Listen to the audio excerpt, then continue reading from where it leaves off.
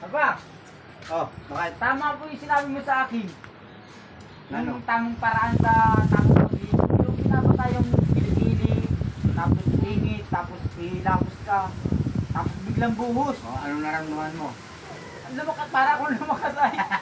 Kasi para kanina, parang tinatamad pa ako kaninang maligo at gawa ng ang lamig nga ng panahon, tapos yung tubig, parang ice water din, ang lamig din.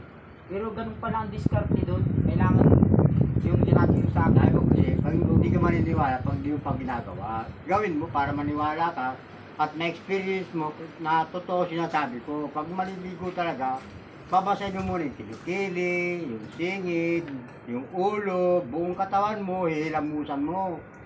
Saka ka magbubuhos, dahan-dahan. Tapos Yan. araw-araw ang pagligo pati. Araw-araw dapat para lagi Parang may bumabalik yung ano mo yung Oo. dati mong yung ang lakas ay kabalik talaga yun. ganado ka sa pagtrabaho niyan.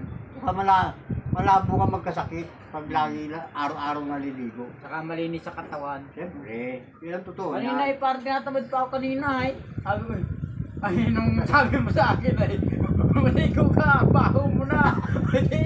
Ay di, nung may kumaralo ko, hindi naman ako mabaho. Oo. Ang balak ko sana, maghihilamos lang Ay, hindi ako. ka mabaho. Maghihilamos lang Ako sana nga, ako. ako nga nakakaamoy. Para sa akin, nabaho ka na. 4 na araw ka na hindi naliligo. Tatlo lang? Ay, dalawa? Dalawa? Dalawa araw.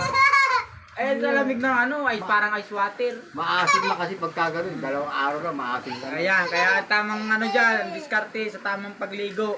Papasain ng kilikili, singit, tapos maghihilamos ka, tapos biglang buhos ng tubig. Yun, tuloy-tuloy na yun. Yung sa mga natatakot maligo ng malamig. Ayan. Yun lang ang paraan. Yun ang tamang paraan ng tamang pagligo. Salamat po sa Diyos. Salamat po sa Diyos.